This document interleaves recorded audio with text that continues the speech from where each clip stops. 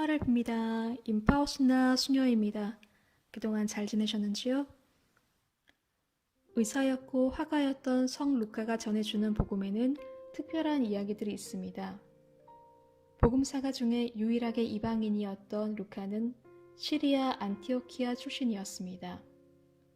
루카는 병자들과 가난한 이들, 어린이들과 여인들, 죄인들과 같이 소외된 이들을 향해 예수님께서 행하신 일들을 많이 기록함으로써 예수님의 따뜻한 마음을 느낄 수 있게 해주는 감동적인 복음을 전해줍니다. 루카복음은 시작부터 끝까지 성령께서 예수님을 이끌어 가심을 명확히 보여줍니다. 루카는 자비로우신 하느님 아버지의 얼굴을 예수님을 통해 보여줍니다. 그리고 구원 사업에 있어 성모님의 역할을 제일 잘 보여줍니다. 루카복음 1장과 2장에는 사람이 되어 우리 가운데 오신 아기 예수님의 탄생에 대한 구체적인 이야기가 전해집니다. 참 하느님이시요 참 사람이신 예수님과 삶과 행적 중에 루카복음에만 있는 특별한 이야기들이 있습니다. 30가지 정도가 되는데요. 그 중에 여러분들이 잘 아시는 착한 사마리아인 이야기와 자비로우신 아버지와 잃어버린 아들 비유 이야기, 마리아 막달레나 이야기, 세리 자케오 이야기는 루카복음에서만 찾아볼 수 있습니다. 그 중에서 오늘은 나인의 과부 이야기를 여러분과 함께 나누고자 합니다. 루카복음 7장 11절부터 15절까지 제가 먼저 읽어보겠습니다. 과부의 외아들을 살리시다. 바로 그 뒤에 예수님께서는 나인이라는 고을에 가셨다. 제자들과 많은 군중도 그분과 함께 갔다. 예수님께서 그 고을 성문 가까이 이르셨을 때 마침 사람들이 주구니를 메고 나오는데 그는 외아들이었고 그 어머니는 과부였다. 고을 사람들이 큰 무리를 지어 그 과부와 함께 가고 있었다. 주님께서는 그 과부를 보시고 가엾은 마음이 드시어 그에게 울지 마라 하고 이르시고는 앞으로 나아가 관에 손을 대시자 메고 가는 이들이 멈추어 섰다. 예수님께서 이르셨다. 젊은이야, 내가 너에게 말한다. 일어나라. 그러자 주구니가 일어나 앉아서 말을 하기 시작하였다. 예수님께서는 그를 그 어머니에게 돌려주셨다. 예수님께서는 갈릴레아 지방 나인이라는 마을 입구에서 성 밖에 있는 무덤으로 가는 장례 행렬을 만납니다. 주군이는 젊은이였고 그의 가족은 과부로 홀로 남은 어머니가 전부였습니다. 그 과부 곁에는 마을 사람들이 그 여인을 위로하고 있었습니다. 하지만 남편에 이어 갑자기 외아들마저 세상을 먼저 떠나버린 그 여인의 마음을 위로해 줄 수 있는 이는 아무도 없었습니다. 그 여인에게 외아들은 삶의 전부이며 삶의 이유였습니다. 아들이 그 여인의 유일한 기쁨이었고 희망이었습니다. 아들이 있었기에 어머니는 살았습니다. 그런 외아들을 이제 영원히 땅속에 묻어야 했습니다. 가슴에 묻어야 했습니다. 더 이상 볼 수도 없고 만질 수도 없고 따뜻하게 안아줄 수도 없었습니다. 환하게 웃는 모습도 볼 수 없고 아들의 목소리조차 들을 수가 없었습니다. 예수님은 울고 있는 그 과부를 보며 당신 어머니가 떠올랐습니다.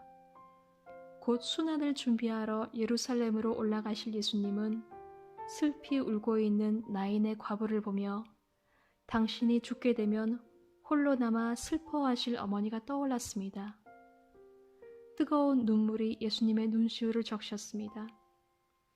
과부의 외아들, 바로 예수님이었습니다. 바로 예수님이 그러했습니다. 성 요셉이 일찍 세상을 떠나 성모님은 벌써 과부였습니다. 가엾은 마음에 예수님은 그 여인에게 다가가 어깨에 손을 얹으시며 이렇게 말씀하십니다. 울지 마라. 그리고 젊은이의 관에 손을 대시며 이렇게 말씀하셨습니다. 젊은이여 일어나라. 그러자 죽었던 그 외아들이 다시 살아나 말을 하기 시작했습니다. 그렇게 예수님께서는 그 과부에게 외아들을 다시 돌려주셨습니다. 젊은이를 다시 살리셔서 울고 있던 어머니 품에 외아들을 돌려주시면서 하느님께서는 당신의 어머니, 믿음의 여인인 성모님에게도 꼭 그렇게 하실 것을 제자들에게 미리 보여주셨습니다. 예수님께서는 지금 울고 있는 모든 엄마들에게 다가가 어깨에 손을 얹으시며 말씀하십니다. 울지 마라.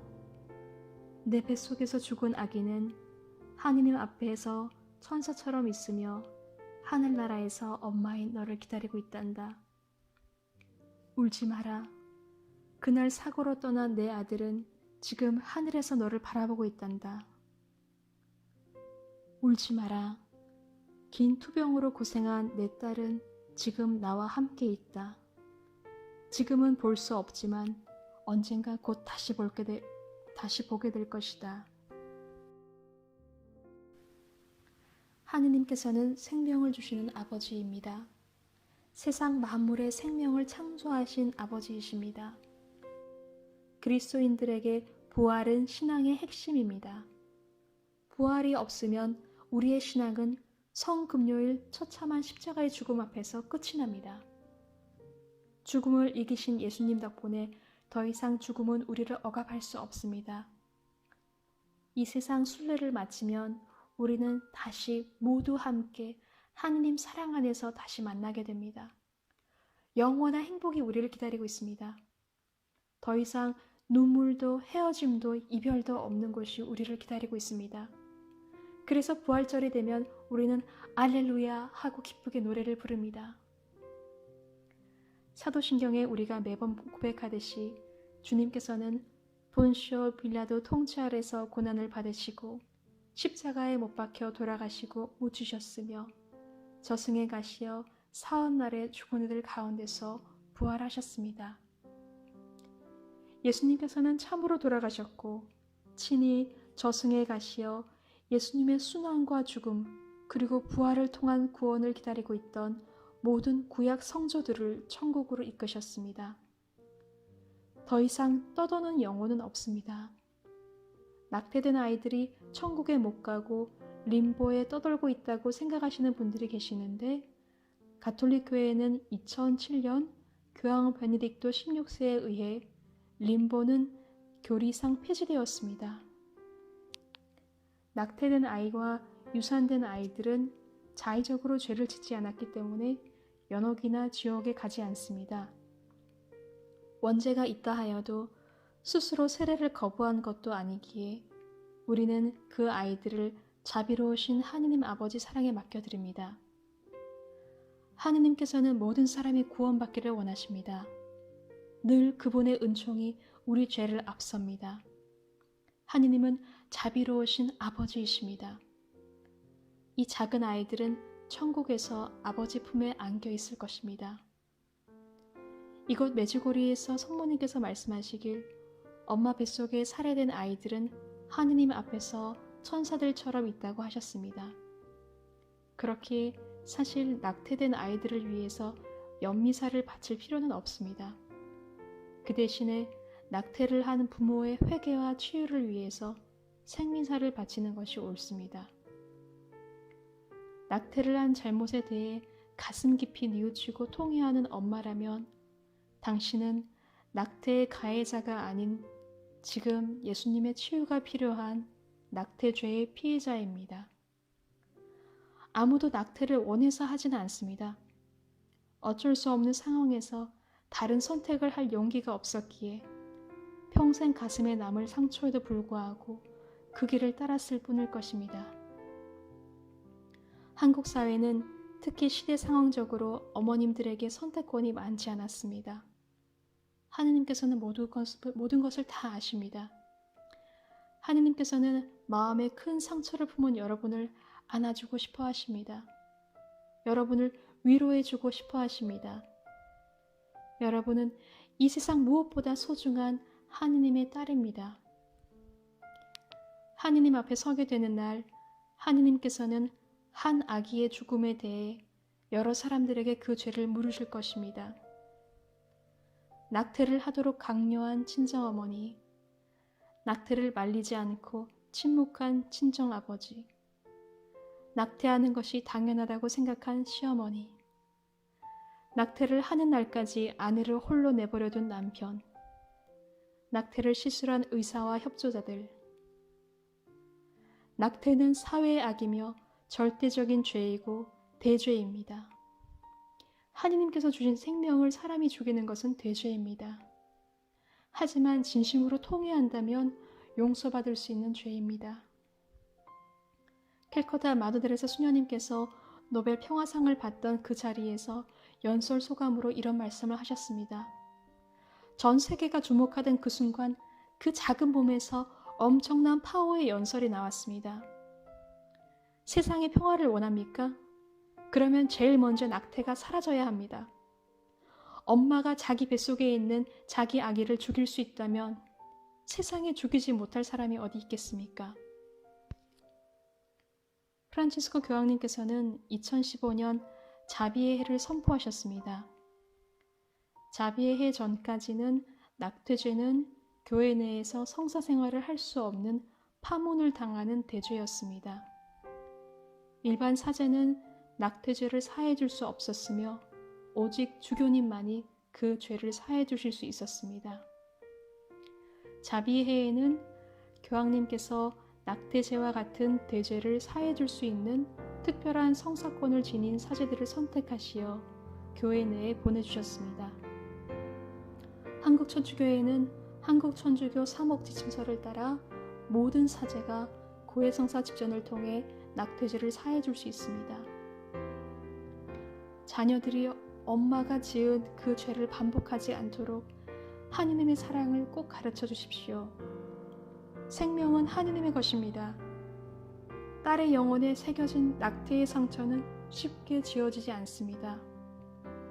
낙태가 이루어진 엄마의 자궁은 아기에게는 처형장이며 무덤입니다. 그 다음에 생기는 아기에게도 그 공포는 큰 상처가 됩니다. 성금요일입니다. 세상의 죄를 보속하기 위해 채찍질 맞으시고 우리를 대신하여 하느님의 어린 양이신 예수님께서 십자가 위에서 못 박혀 돌아가셨습니다. 사랑하는 외아들을 무덤에 안치하고 홀로 남겨진 어머니를 위로해 드립시다. 차가운 시신이라도 아들을 품에 안고 싶었을 어머니에게 시신마저 빼앗겼습니다. 사람들이 큰 돌로 무덤을 막아서 예수님을 다시 보러 갈 수도 없습니다. 너무나 길고 긴 성금요일 밤과 성토요일입니다. 사흘 뒤에 꼭 다시 살아날 것이라고 약속한 부활 아침까지 그 시간이 너무나 길게 느껴집니다.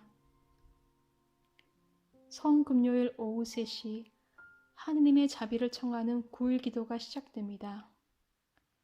우리를 위해 열리신 하느님 자비의 샘이신 예수님 가슴에 열린 상처에서 흘러나오는 물과 피로 세상은 정화되고 새롭게 나게 하십니다. 어서 그 십자가 밑으로 갑시다. 예수님께서 마르타에게 물으신 것처럼 지금 우리에게 이렇게 물으십니다. 나는 부활이요 생명이다. 나를 믿는 사람은 죽더라도 살고 또 살아서 나를 믿는 사람은 영원히 죽지 않을 것이다. 너는 이것을 믿느냐? 네, 주님. 길이요 생명이요 진리이신 주님. 저는 죄의 용서와 육신의 부활을 믿으며 영원한 삶을 믿나이다. 아멘. 2021년 주님 사랑 안에서 새롭게 태어나는 기쁜 부활 맞이하시길 바랍니다. 하늘 어머니께서 주신 메시지로 이 영상을 마치겠습니다. 2015년 5월 2일 내 사랑하는 자녀들아, 너희들이 예수님을 더 알기를 바란다. 그분을 알면서 사랑하지 않는다는 것은 불가능한 일이다. 작은 아이들아, 나는 너희들의 고통과 아픔을 알고 있다. 왜냐하면 나도 그것을 겪었기 때문이다. 너희들이 기쁠 때 나는 너희와 함께 기뻐하며 너희 고통 속에서 나는 너희와 함께 운단다. 나는 너희를 절대로 혼자 내버려 두지 않을 것이다. 2013년 6월 2일. 사랑하는 자녀들아, 이 혼란스러운 시간에 나는 너희들에게 다시 내 아들 뒤를 따르라고 요청한다. 나는 너희들이 겪고 있는 아픔과 고통 그리고 어려움을 잘 알고 있다. 하지만 너희는 내 아들 예수님 안에서 쉬게 될 것이다. 그분 안에서 너희는 평화와 구원을 찾을 것이다. 내 작은 아이들아, 내 아들이 너희를 당신 십자가로 구원하셨고 너희가 다시금 하느님의 자녀가 되어 천상 아버지를 아버지라고 부를 수 있도록 하셨다는 것을 잊지 말아라.